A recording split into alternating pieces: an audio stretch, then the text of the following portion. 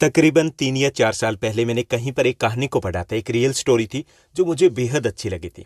उस स्टोरी को मैं पहले भी आपके साथ एक वीडियो में शेयर कर चुका हूँ, आज फिर से वही कहानी मैं आपको सुनाने वाला हूँ, क्योंकि मुझे लगता है कि वो कहानी आपके काम की है और आपको सुन करके बहुत मजा आएगा। उसके बाद हम टाइम मैनेजमेंट की बात करेंगे। ये कहानी 1987 की 1987 की है, जब इटली में वर्ल्ड एथलेटिक चैंपियनशिप होती है। उस वर्ल्ड एथलेटिक चैंपियनशिप में बहुत सारे इवेंट्स होते हैं। उन इवेंट्स में से एक इवेंट होता है 1500 मीटर की रेस, यानी 1500 मीटर की रेस होती है। अब जो 1500 मीटर की रेस होती है उसमें 4 लैप होते हैं, यानी कि 4 राउंड होते हैं। फर्स्ट लैप 300 मीटर का होता है, उसके बाद नेक्स्ट 3 लैप 400 मीटर ईच के होते हैं, यानी कि पहला राउंड 300 मीटर का, उसके बाद 400 मीटर, 400 मीटर और 400 मीटर। ठीक। अब उस जो एथलेटिक्स इवेंट होता है 1500 मीटर की जो रेस होती है, उसमें इंडिया को रिप्रेजेंट करते हैं कश्मीरा सिंह। मतलब इंडिया की तरफ से कश्मीरा सिंह वो पार्टिसिपेट करते हैं। अब इंडिया के लिए ये बहुत बड़ी अचीवमेंट थी, वहां तक पहुंचना, यानी कि फाइनल लेवल तक पहुंचना ही हमारे लिए बड़ी अचीवमेंट थी, क्योंकि उस वक्त इंडिया में एथलेटिक्स को इतना ज़्यादा सीरियसली नहीं लिया जाता था और कहीं पर मीडिया वगैरह का फोकस बिल्कुल ही नहीं होता था, क्योंकि या तो हॉकी या फिर क्रिकेट, दो ही गेम के ऊपर फोकस हुआ करता था। अब कश्मीरा सिंह पहुंच गए। पहली बात, पहुंचना ही इवेंट में हमारे लिए बड़ी अचीवमेंट थी। तो बाकी जो मीडिया थे या फिर बाकी जो वहां पर कह सकते कमेंटेटर थे, तो उनको भी ऐसा ही लग रहा था कि यहाँ पे पार्टिसिपेट करें, दैट्स ओके, उससे ज़्यादा हम कुछ नहीं करने वाले। अब रेस स्टार्ट हो जाती है। अब रेस स्टार्ट होती है, फर्स्ट लैप जब खत्म होने वाला होता है, सबसे आगे होते हैं कश्मीरा सिंह, सबसे आगे कश्मीरा सिंह। हर कोई हक्का बक्का रह जाता है। कमेंटेटर को तो नाम भी ठीक से बोलना नहीं पता था, क्योंकि उन्हें क्या पता था कि इनका नाम बार बार लेना पड़ेगा कि ये सबसे आगे निकल गए, कश्मीरा सिंह। इधर उधर से इंफॉर्मेशन जुटाई जाती है कि भाई ये है कौन। उसके बाद थोड़ा बहुत उनकी डिटेल बताई जाती है। उसके बाद नेक्स्ट सेकंड लैप शुरू होता है। सेकंड लैप एंड हो जाता है, खत्म हो जाता है। इस बार सबसे आगे होते हैं कश्मीरा सिंह फिर से, यानी कि फर्स्ट लैप सबसे आगे कश्मीरा सिंह, सेकंड लैप के बाद भी सबसे आगे कश्मीरा सिंह होते हैं। उसके बाद थर्ड लैप शुरू होती है, तीसरा राउंड शुरू होता है। इस बार सबसे आगे होते हैं कश्मीरा सिंह, 3 लैप सबसे आगे कश्मीरा सिंह। उसके बाद फोर्थ लैप शुरू हो जाता है, सारे सब कुछ हक्के बक्के होते हैं। फोर्थ लैप शुरू होता है, थोड़ी सी देर के बाद एक एथलीट कश्मीरा सिंह से आगे निकल जाता है। उसके बाद दूसरा एथलीट है वो कश्मीरा सिंह से आगे निकल जाता है। थोड़ी देर के बाद तीसरा एथलीट है वो कश्मीरा सिंह से आगे निकल जाता है। उसके बाद फोर्थ लैप है वो पूरा हो जाता है, यानी कि रेस कंप्लीट हो जाती है और अनाउंसमेंट होती है, एक लिस्ट लगी होती है कि कौन से एथलीट्स किस पोजीशन पे रहे थे। जब देखा गया उस लिस्ट को, तो 38 लगभग 40 एथलीट दौड़े थे, उस वक्त ज़्यादा दौड़ते थे, 40 एथलीट दौड़े थे टोटल, उसमें से 38th पोजीशन पे कश्मीरा सिंह थी। ऐसा ही कुछ आपके साथ होता है। आपकी जो पूरी लाइफ है, या हम इस एक साल को लगा लें, चाहे आप 10th के स्टूडेंट्स हो, 9th के हो, या 11th के हो, या 12th क्लास के स्टूडेंट्स हो, ये जो पूरा साल है, ये जो पूरा साल है, ये पूरा टर्म लगा लें, ओके, ये आपकी वो 1500 मीटर की रेस है। इसमें आपके जो पीटी एग्जाम हुए, पीरियोडिक टेस्ट हुए, उसमें आप टॉप किए हो कोई फ़र्क नहीं पड़ेगा, लास्ट में आए हो कोई फ़र्क नहीं पड़ने वाला। आपके जो प्री बोर्ड एग्जाम हुए उसमें आपने 100% 40 आउट ऑफ 40 स्कोर किए या नहीं किए, कोई फ़र्क नहीं पड़ेगा। अब जो फाइनल लैप है आपका, फाइनल लैप जो 1 महीना रहता है, 30 डेज रहते हैं, नवंबर का रहता है, ये आपके लिए सबसे इंपॉर्टेंट है। अगर आप वहाँ टॉप किए और यहाँ पर टॉप नहीं किया, तो आप इस रेस को नहीं जीतने वाले हो। और अगर आपने यहाँ पे टॉप किया, वहाँ पे पीछे रहे, कोई फ़र्क नहीं पड़ने वाला। यहाँ पे अगर आपने 30 डेज को ठीक से जोर लगा दिया ना, तो आप चैंपियन बनने वाले हो, आप बॉस बनने वाले हो। तो ये फाइनल लैप हम शुरू करने वाले हैं। तो ये फाइनल लैप है, इसमें आपको अपना 100% देना, मोर देन 100% देना है। जो आपने कभी रेस को देखा होगा, टीवी पे देखा होगा, तो उसमें जो एथलीट होते हैं वही प्लानिंग के साथ चलते हैं कि लास्ट जो राउंड होता है हम उसमें अपना 100% देते हैं, अपनी पूरी एनर्जी, पूरी पावर लगा देते हैं, क्योंकि या तो जाने दें या फिर जान लगा दें। यहाँ पे हमारे पास 2 ही ऑप्शन है, हमें जान लगानी है। तो यहाँ टाइम मैनेजमेंट है वो सबसे इंपॉर्टेंट रहेगा इन 30 डेज में। ओके, टाइम जिसने ठीक से मैनेज कर दिया, वो ठीक से अपने उस टास्क तक, अपने गोल तक पहुंच जाएगा। जो यहाँ पर आकर के कुछ ओवर कॉन्फिडेंस में आ गया, कहीं पे कुछ गड़बड़ कर दिया, तो यहाँ पर उसके लिए पूरा रायता फैल जाएगा। ओके, अब यहाँ पर एक और चीज़ आती है कि जो सबसे इम्पोर्टेंट चीज़, जैसे मैंने बताया कि टाइम मैनेजमेंट है, अब यही मैनेज नहीं हो पाता क्योंकि हम तो स्टूडेंट हैं, अभी तक उतना एक्सपीरियंस नहीं होता। और यहाँ पर 30 डेज, ये अगर 4 दिन भी हमने ऊपर नीचे कर दिया ना, थोड़ा सा गड़बड़ कर दिया, इसका मतलब वो 4 दिन हम कहीं पर मैनेज नहीं कर पाएंगे, क्योंकि 30 डेज में इतना सारा प्रेशर है हमारे ऊपर। दूसरा सबसे मुश्किल जो टास्क होता है इस टाइम मैनेजमेंट में या स्टडी के मामले में कह लीजिए, वो होता है स्टार्ट करना। स्टार्ट सबसे मुश्किल होता है, कोई भी काम, आपको भी पता है कि कोई भी काम है, चाहे आप प्रोजेक्ट का काम है, चाहे वो किसी चैप्टर को पढ़ने का काम है, चाहे आपका ट्यूशन का काम है, कोई भी काम है, वो स्टार्ट करना सबसे मुश्किल होता है। स्टार्ट कर लिया तो हो जाता है। तो आज मैं आपको वही स्टार्ट देने आया हूँ, वही स्टार्ट कि आपको करना क्या इन 30 डेज में। तो पूरे 30 डेज में कब किस दिन आप क्या करोगे, सारी डिटेल्स मैं आपको दूंगा। ये जो प्लान है प्रैक्टिकल प्लान है, सब कुछ पॉसिबल है। यू हैव टू और यू हैव टू, दो ही ऑप्शन है, यू हैव टू और यू हैव टू। अगर आपको फोड़ना है एग्जाम को, अगर कुछ करके दिखाना है तो आपको करना ही होगा। इसमें एक्सक्यूज के लिए कोई जगह नहीं है। अगर जिसको ये लगता है कि ऐसे नहीं हो पाएगा तो भाई रहने दीजिए, आप यहीं से आप दूसरे वीडियो की तरफ जा सकते हो, अपने अकॉर्डिंग शेड्यूल को सेट कर लीजिए। ये उनके लिए जो टॉप करना चाहते हैं, उन स्टूडेंट्स के लिए जो कुछ कर गुजरना चाहते हैं, जो इस बार अपना 100% देना चाहते हैं।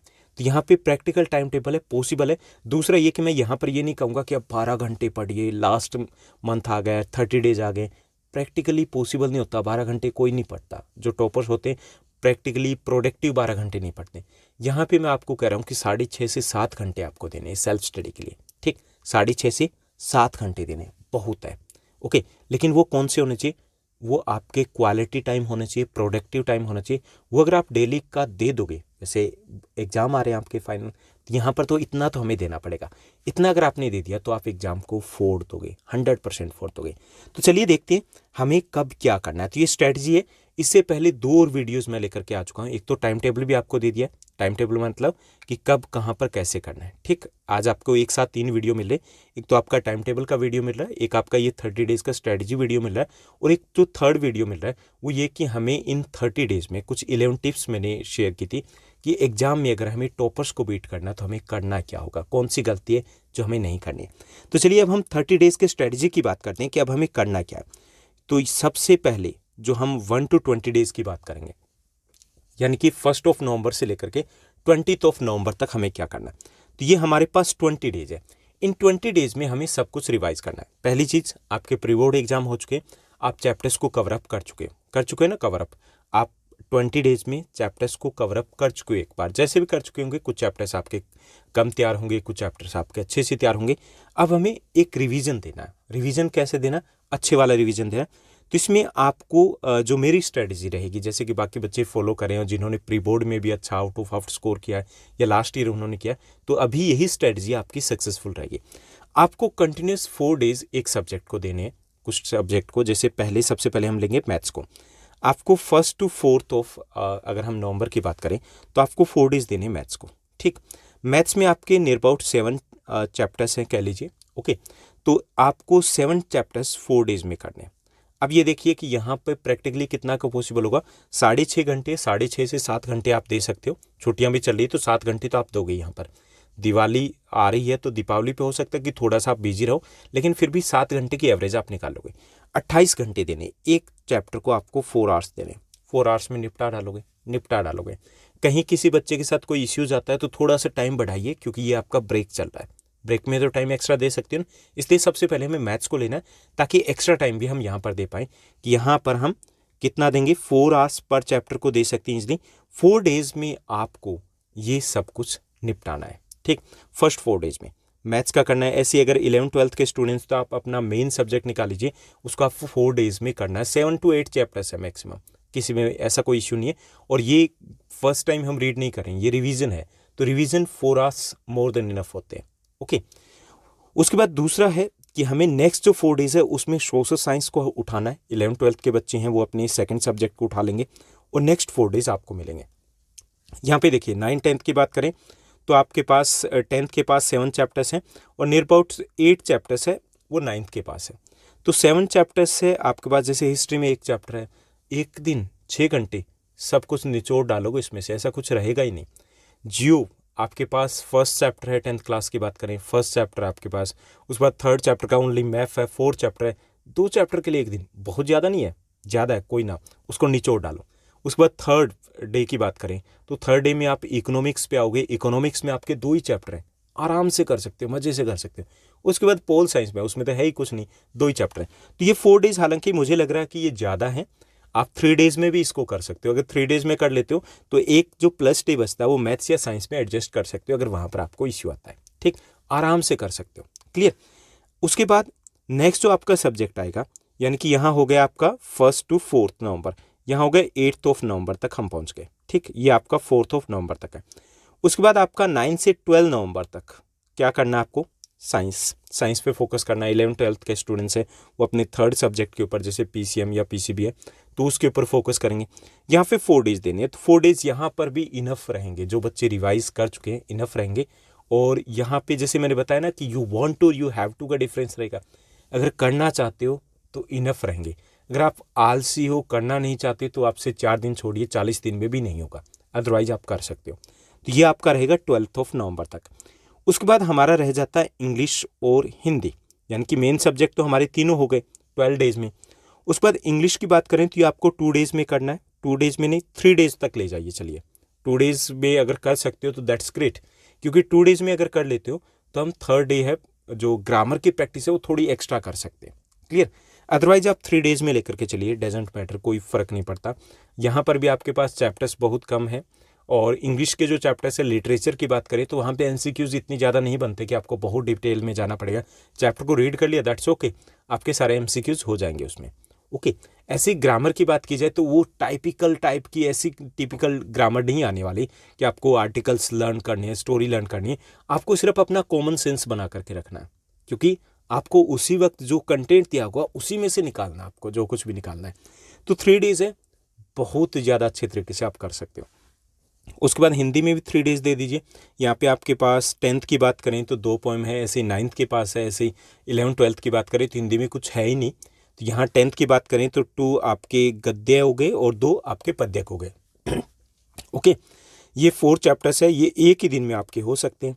ग्रामर की बात करें तो 4 ही टॉपिक है 9th में, 4 ही टॉपिक आपके 10th में, ये आपके एक दिन में हो सकते हैं। मैंने यहाँ पे एक दिन एक्स्ट्रा दिया है, मज़े से कीजिए।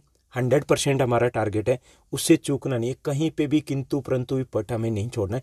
इसलिए आप 3 डेज में आराम से रिलैक्स होकर के चिल करते हुए कीजिए। ओके, हो जाएगा ना, बिल्कुल हो जाएगा। अब यहाँ पे देखिए कि एडिशनल आपका सब्जेक्ट है, किसी के पास संस्कृत है, किसी के पास उर्दू है, तो पंजाबी है, उसके लिए 2 दिन मेरे हिसाब से बहुत रहेंगे। क्लियर, तो ये हो जाएगा हमारा 20 तक, फर्स्ट डे 20 नवंबर तक। अब यहाँ पे देखिए कि कुछ बच्चों के क्वेश्चंस रहेंगे, कुछ बच्चों के क्वेश्चंस क्या रहेंगे कि सर मैथ्स में थोड़ा सा इशू आ रहा है। तो यहाँ देखिए ये जो सोशल साइंस में ये 4 डेज मैंने एक्स्ट्रा बताए, 3 डेज में आप कर सकते हो। यहाँ पे ये 2 डेज में हो जाएगा, ये 2 डेज में हो जाएगा। तो यहाँ जो एक दिन अगर आप एक्स्ट्रा देना चाहो, यहाँ से वैसे शेड्यूल को आपको नहीं तोड़ना है, 4 डेज लगाइए, जो रह गया मैथ्स का उसको छोड़िए। फिर यहाँ पर आप जब 20 से पहले कर लोगे, ये जितने भी मान लीजिए 18 डेज में आपने कर लिया, तो फिर से 2 डेज आप मैथ्स को दे सकते हो अगर देना चाहो तो। ठीक, तो यहाँ पे आपको 20 डेज, यानी कि शेड्यूल आपका ऐसे ही चलना चाहिए, लेकिन यहाँ पे अगर डेज आपका पहले सिलेबस कवर होता है तो नेक्स्ट सब्जेक्ट के ऊपर जंप कर सकते हो, और उसके बाद आप मैथ्स को या फिर साइंस का अगर आप रहता है तो उसके ऊपर आप वापस आ सकते हो। क्लियर, तो ये हमारा 20 डेज का फॉर्मूला रहेगा, और 20 डेज हमें एक सिंगल सब्जेक्ट ही पढ़ना, होच पोच नहीं करना है। सिंगल सब्जेक्ट कितना पढ़ना है आपको, यहाँ पे मैं आगे टाइम स्लॉट भी देने वाला हूँ कि कब कितना टाइम देना है, उसी के अकॉर्डिंग कर लीजिए। एक्स्ट्रा टाइम भी मिलेगा अगर आपको एक्स्ट्रा कुछ प्रिपेयर करना है, क्लास का जो चल रहा है, अगर आप स्कूल जा रहे हो तो वो भी टाइम दूंगा, सब कुछ आपको मिलेगा। ठीक, उसके बाद ये तो हो गया 20 डेज का। उसके बाद हमारा हो गया 20 नवंबर तक पहुंच चुके हैं। उसके बाद हमें क्या करना है कि नेक्स्ट जो 6 डेज है, एक बार फिर से हम देंगे 1 डे पर सब्जेक्ट।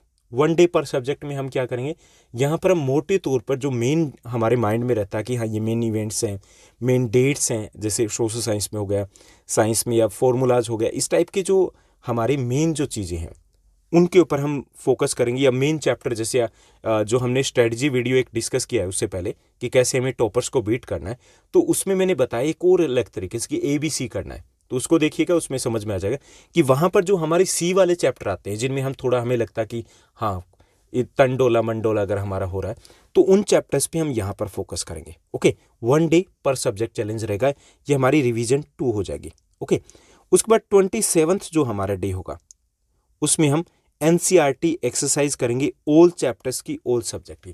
NCERT एक्सरसाइज का मतलब है कि आपको MCQs या 1 मार्कर क्वेश्चन जो मिलेंगे NCERT एक्सरसाइज में, वो पर चैप्टर के आपके पर कोई भी चैप्टर है तो 5 to 7 मिलेंगे। ठीक, तो आप नियर अबाउट ये मान के चलो कि 7 मिलेंगे, तो एक बुक में आपके एक सब्जेक्ट में आपके 50 to 60 क्वेश्चन है।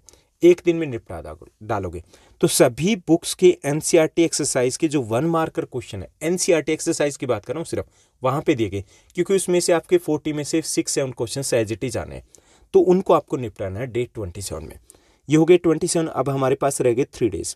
लास्ट के जो 3 डेज है, डे 28, 29 और 30, इसमें फाइनल एग्जाम की आपको तैयारी करनी है। यानी कि फाइनल एग्जाम का जो आपका फर्स्ट एग्जाम है, जो भी है, जैसे 10th क्लास की बात करें, सोशल साइंस है, 9th का जो भी रहेगा या 11th 12th का जो भी रहेगा, तो उसके अकॉर्डिंग आपको उसके ऊपर फोकस करना है। ठीक, तो ये अगर प्लान फोकस करके आप करते हो, एक तो ये कि सिलेबस आपका जल्दी से होगा, क्योंकि जब प्लानिंग हमारे पास है कि हमें ये अब तब तक करना है, तो हमारा माइंड उसी के अकॉर्डिंग वर्क करता है। अदरवाइज हमारा माइंड भी लेजी होता है, हम सोचते हैं हो जाएगा, और हमारी एक रिवीजन भी नहीं हो पाएगी। इसमें आपका 2 रिवीजन हो रही है। 3rd रिवीजन में भी आप एक तरीके से 1 डे दे रहे हो, तो उसमें भी आपका कॉन्फिडेंस बूस्ट होगा कि हमने ये कर लिया, उससे पहले भी कर चुके हो, तो यहाँ पे कुछ भी आपकी गड़बड़ नहीं होगी। बस ये है कि you have to means you have to, कोई और ऑप्शन नहीं होना चाहिए आपके पास। ओके, तो ये हो गया हमारा 30 डेज कि हमें कैसे कब क्या करना है। उसके बाद ये कि आपका टाइम क्या रहेगा, टाइम स्लॉट हमें कैसे करना है। तो स्टडी टाइमिंग्स आपको 3 सिटिंग्स देनी है। ओके, 3 सिटिंग्स कैसे देनी है? एक तो आपका मॉर्निंग का पावर सेशन सबसे इंपॉर्टेंट रहेगा, चाहे आप इवनिंग शिफ्ट के स्टूडेंट्स हो या मॉर्निंग शिफ्ट के स्टूडेंट्स हो या जनरल शिफ्ट के हो। सुबह आपको स्कूल जाने से पहले इस 1 मंथ में 2 घंटे देने। अगर आप स्कूल जाते हो, कुछ बच्चे ऐसे भी हैं अभी स्कूल नहीं जाते हैं, या फिर हो सकता है कि 15 नवंबर के बाद वैसे भी वो घर पे रहेंगे, 15 डेज तो घर पे रहना है, तो 2 आवर्स आपको मॉर्निंग सेशन में देने हैं कि सबसे पहले आपको और कोई काम करने से पहले 2 घंटे आपको रिवाइज करना है। ठीक, 2 घंटे बहुत इंपॉर्टेंट रहेंगे। ये 2 घंटे आपका दिन बना देंगे, ये मूड भी बना देंगे, एक कॉन्फिडेंस भी रहेगा पूरे दिन कि हाँ मैंने इतना कर लिया और इतना आराम से हो जाएगा। उसके बाद इवनिंग में 1 घंटा देना है। इवनिंग में 1 घंटा कब देना है? जैसे आप अगर मॉर्निंग शिफ्ट के हो, ओके दैट्स ग्रेट, तो उसके बाद आकर के आप चिल कीजिए, रेस्ट कीजिए। 4 से 5 बजे तक आप 1 घंटा यहाँ दे सकते हो। ओके, उससे पहले अगर आपको जैसे क्लास टेस्ट हो रहा है, स्कूल में सब कुछ हो रहा है, तो वो पहले रिवाइज करते रहिए, उसको चलने दीजिए। इसको जो सब्जेक्ट को देना हमारे स्ट्रेटजी के अकॉर्डिंग, तो 4 से 5 बजे तक 1 घंटा दे दीजिए, दे सकते हो, दे दोगे। उसके बाद प्राइम टाइम रहेगा हमारे 3rd सिटिंग जो देनी है। ओके, इन बिटवीन का कोई चक्कर नहीं है, जो भी आप करते रहते हो वो करते रहिए, कोई दिक्कत नहीं है। यहाँ पे हमें इसी को फॉलो करना है। प्राइम टाइम रहेगा, यानी कि 1.5 घंटे का आपको 8:30 तक डिनर कर लेना है। वैसे भी कर लोगे, क्योंकि अभी तो सर्दी भी आ चुकी है, तो डिनर जल्दी बन जाता है। थोड़ा पेरेंट्स को बोलिए, एडजस्ट कर लेंगे। ठीक, तो आपको 8:30 से 8 के बीच में आपका डिनर हो जाना चाहिए। तो आप 8:30 से ले सकते हो, 8:30 से 1.5 घंटे का एक रहेगा। और उसके बाद यानी कि आपका ये टाइम हो जाएगा 8:30 से लगभग 10 बजे तक का। उसके बाद आप 2 घंटे का और टाइम दे सकते हो, 2 घंटे का और दे सकते हो। अब इसमें कट कर सकते हो टाइम कि 2 घंटे को आप 1.5 घंटे पे भी ला के लेके आ सकते हो, तो भी चलेगा, आराम से चलेगा। क्योंकि अगर 2 घंटे कर सकते हो दैट्स ग्रेट। अगर आप दिन में जैसे पावर नैप ले लिए, सो गए हो 1 घंटे के लिए, तो आप 2 घंटे तक खींच के लेके जाओगे, अदरवाइज आप 1.5 घंटे तक करोगे। तो ये 3 सीटिंग आपको देनी है। इन्हीं 3 जो सीटिंग है उसमें आपको अपना ये जो सब्जेक्ट का स्ट्रेटजी है इसको फॉलो करना है। इन बिटवीन आप जैसे स्कूल जाते हो, स्कूल से आते हो, जो कुछ भी है तो उसको एज इट इज़ रूटीन में करते रहिए। अगर आपका कोचिंग का टाइम है, कोचिंग जा रहे हो, तो मेरी तरफ से तो ये करना है कि कोचिंग को अवॉइड कीजिए, क्योंकि अभी आपके ऊपर है, आप करोगे तो होगा, कोचिंग से कुछ नहीं होने वाला, आपको करना है। आप रिवाइज नहीं करोगे तो कोचिंग चाहे 8 घंटे वहीं बैठे रहिए, वहीं पे अपना डेरा लगा लीजिए, कुछ भी नहीं होने वाला। आपको टाइम देना है, तो उसके लिए आपको ये 3 सेशन है, इनको कंप्लीट करना होगा। अब यहाँ पे कुछ स्टूडेंट्स के हो सकता है कि ये लगे कि सर ऐसा नहीं हो पाएगा। भाई बोर्ड की क्लास है या कोई भी क्लास लगा लीजिए, रेस में अगर आपको जीतना है, compete करना है, 6 घंटे नहीं दे सकते, 6 घंटे तो देने होंगे ना, कम से कम है। 8 से 10 घंटों की बात करते हैं बच्चे, 12 घंटों की बात करते हैं। यहाँ पे 6 घंटों का हमने सेल्फ स्टडी का टाइम दिया, तो ये आपको करना ही पड़ेगा अगर आपको compete करना है। हाँ, ये अलग बात है कि आपको डजेंट मैटर कि compete नहीं करना है, आपको 95 या 90% या 100% टारगेट नहीं है, तो आप चिल कीजिए, कोई फ़र्क नहीं पड़ेगा। आप 6 घंटे नहीं दे सकते, otherwise you have to. Okay, तो ये रहेगा हमारा शेड्यूल जिसको आपको फॉलो करना है। इसके साथ साथ थोड़ी देर पहले मैंने कुछ और भी आपके साथ शेयर किया है, यानी 3 वीडियोस मैं एक साथ आपको दे रहा हूँ। एक तो टाइम टेबल कि इस 30 डेज़ में आपको अपना टाइम कैसे मैनेज करना है, तो उसमें दोनों चीज़ें आपके साथ शेयर की गई। मॉर्निंग शिफ्ट है, उन स्टूडेंट्स के लिए अलग से टाइम टेबल रहेगा, और इवनिंग शिफ्ट के जो स्टूडेंट्स हैं उनके लिए अलग से टाइम टेबल रहेगा। इसके साथ साथ एक और वीडियो, 3rd वीडियो है, उसमें हमने डिस्कस किया कि how to score 100% in term 1 exam. Board exam में हम कैसे स्कोर कर सकते हैं, तो उसमें हमने 11 इंपॉर्टेंट टिप्स भी शेयर किया। तो अगर ये स्ट्रेटजी आपको अच्छी लगी तो लाइक और शेयर ज़रूर कीजिएगा। आज के लिए बस इतना ही। Thank you, bye bye, have a nice day.